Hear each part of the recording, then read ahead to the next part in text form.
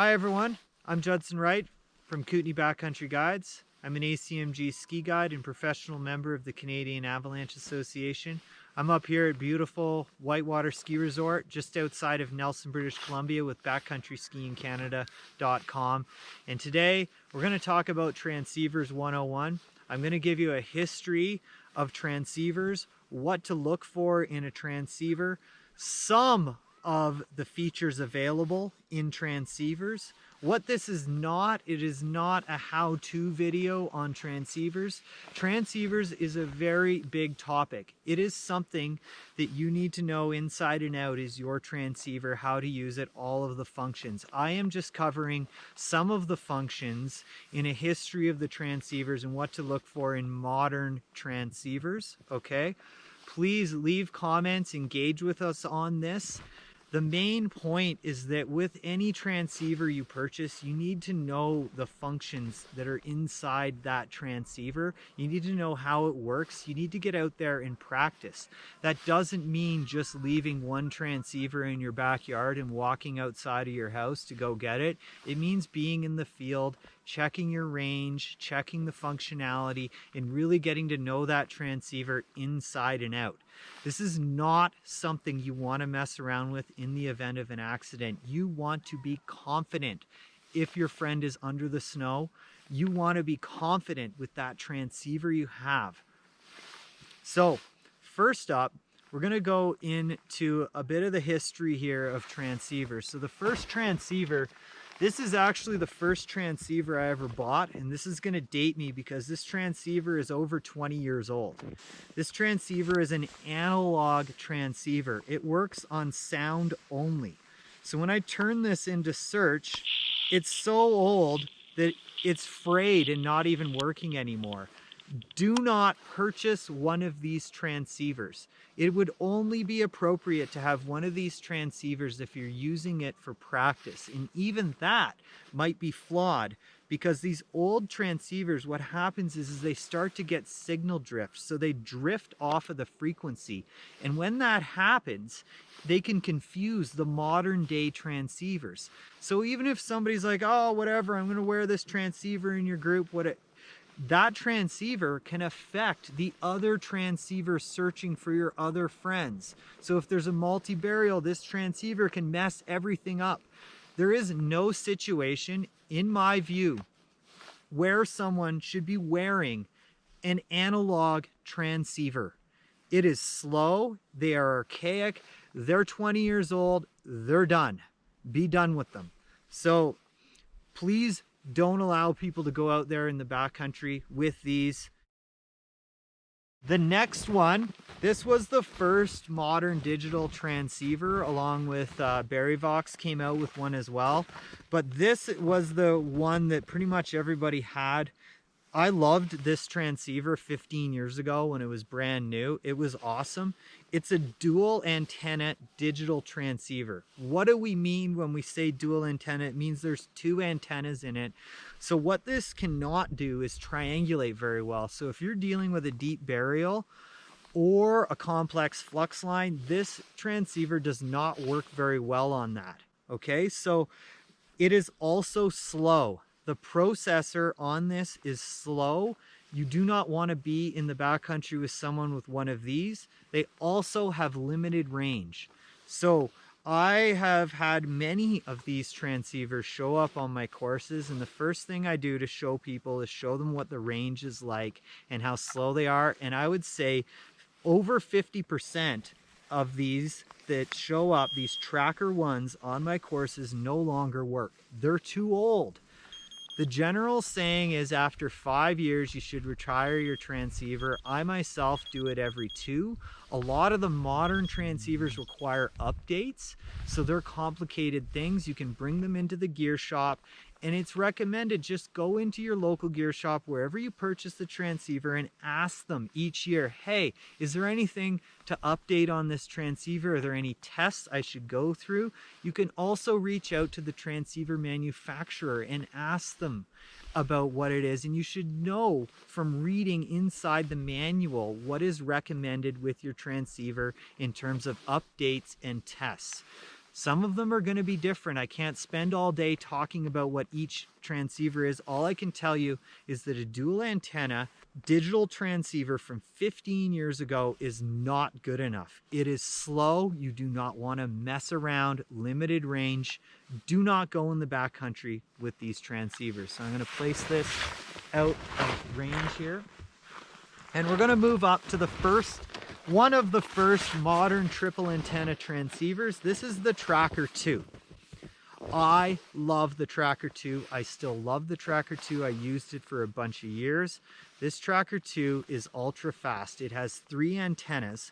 When you open it, look at how easy it is to get that thing to turn into search. Super quick, and instantly it's searching.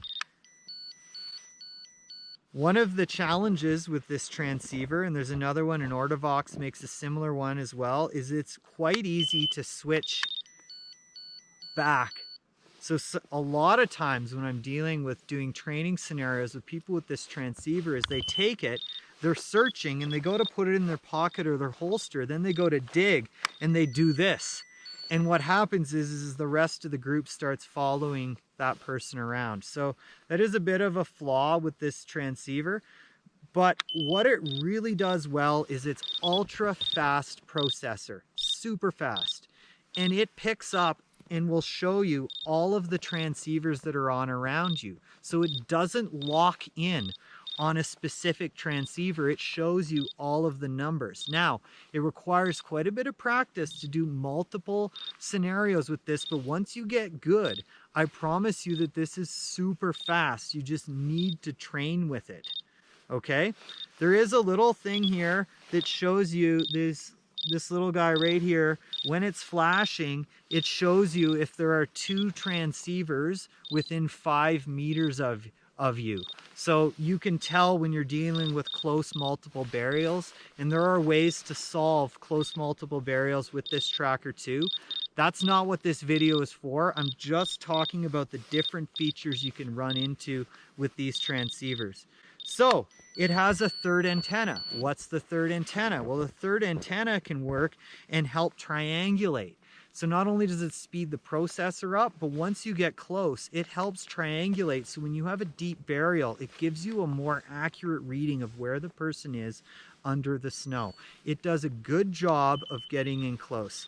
I found that this doesn't do the best job of the modern transceivers. The newer ones do a bit better, but I find this Tracker 2 is solid and good enough. The range on it, let's talk a little bit about range. Let's take a bit of a break here. Range. The transceiver manufacturers all give you what the maximum range is. That does not mean, it's kind of like the fuel efficiency of a car. That was in an optimal setting. You have to kind of know what the range is of your transceiver by getting out there in the field and testing it. I personally do a range check every day while I'm out there on with my transceiver to make sure that it wasn't damaged the day before and it's still functioning well, and it gives me a really good idea. And I gotta tell you, when these transceivers are working with different types of transceivers, sometimes the range changes, so it's good to know. I find the range is it's not the best with this. You'll get about 40 to 50 solid range, but compared to the new ones, it doesn't quite have as much range. Okay, so the next one up is this Tracker 3. This is the Tracker 3. I like the Tracker 3. I don't use it. There are some things I don't like about it, but I do find a lot of people really like this transceiver. And so what this transceiver does differently, essentially, it's very similar to the Tracker 2, but what it does is you can do a masking. So they call it the masking function. So you can call it masking, you can call it flagging. All of these transceiver manufacturers kind of have their own way to talk about it. What this Tracker 2 can do is when you're in close and you're doing a multiple scenario, is you can mask the transceiver that's closest to you, and it will no longer search for it, so you can move on to the next one. Okay? So my main thing with this, a lot of people get hung up on the mark and the mask function. They really want it. And my thing with everybody is, why are you doing it? So the question is why are you marking someone? Most scenarios, I would say almost all of them, you want to dig that person up that you get to. Don't get hung up on marking them and moving on. So why would you mark them? A, you've got a big group of people with you. They've started digging. You've organized them. They're now digging for this person, and you're going to mark that to move on and help. If there's another person buried, you're going to now look for that person. So that's one. The next one is you're by yourself. You've had you've had two of your friends buried. You're by yourself. And what happens is you probe, and the first person is very deep. So now you want to move on to the next one. So by using the mask function, you press it and you move on to the next one. Now with the Tracker 3, I believe it's a minute or 60 seconds. So it gives you 60 seconds of ignoring that signal that you're over top of to focus on the next one. But then it reverts back and will start to show you the other transceiver.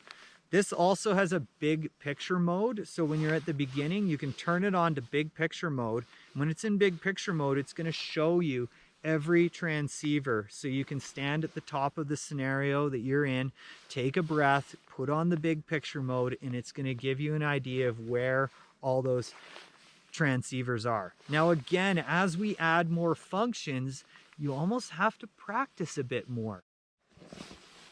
Okay, before we move on, I just want to go back and clarify something regarding companion rescue and marking and moving on. So the question is why would you move on from marking somebody to go to the next one without digging that person up? And the main reason is that you calculate out it is going to take too much time to dig that person out. So let's say it's just you and somebody else, or you're by yourself, and that first transceiver you get to is at a depth deeper than I'd say like 2 meters, 2 to 3, or even if you get to 4, how long is that going to take? So you go, okay, well, now I'm into a situation where I'm triaging because somebody else might not be as deep, and I can go and get that person and then dig them up, and then that gives me an additional helper, potentially saving that other person's life, and then moving back on to the very deep burial where we then solve it with more people. So that is the key thing to know and take away from that. And it's complicated. That is why we always recommend skiing slopes one at a time. You don't want to get into these situations where you're dealing with multiple burials and you're having to make decisions around triage. It's also a thought of why you would maybe ski with groups of 3 or 4 rather than just with somebody else, as if that you are deep buried, that's going to take a very long time. If you are just by yourself and there's one person buried, you're never going to use that mark function, right? It's when there's maybe 2 people and one of those is going to be a complicated extraction that's going to take a bunch of time. So the final transceiver that I'm going to talk about in the evolution of transceivers here is the Berryvox. This is their professional model. So this is the Berryvox S. They also make just the straight up Berryvox. This is probably the most feature heavy transceiver on the market that I know of. If you know of another one, let me know, but this one has quite a few features. It has a group check mode. So when you turn it on, you can press this little group check, and it's a really neat little function for checking people as they go by. The other thing that this transceiver does is it has a mark function. The mark function is, as I said before, it's a little bit controversial. The mark function, you want to know why you're using it is number 1. And B, you need to know that on a lot of these transceivers, sometimes the mark function fails. So you need to have some type of backup plan or know what to do in the event that there's a hiccup with your mark function. Okay? So what happens if you drop a mark? What happens if you've marked that transceiver, you've masked it, you're moving on to the next one, but then it goes back and grabs it? It can be incredibly confusing. I've seen almost every transceiver on the market fail at one point with it. I have never seen the Berryvox S fail. I used this in many scenarios last year. This is the most impressive transceiver that I've ran into in terms of using a mark function. The other thing that it can do is you can actually scroll. So this will lock in on a transceiver and block out the other signals. So when you have a multiple, it's going to lock in on a preferred signal, whether it's the strongest one, closest one, it totally depends. But you can actually scroll through the list of transceivers. So it will spend a bit of time, it organizes them, and it will tell you, okay, you're looking for 5 people under the snow. That's pretty impressive, and you can actually scroll through on them. You can mark. I've been successful marking up to 6 transceivers with this. It's really amazing.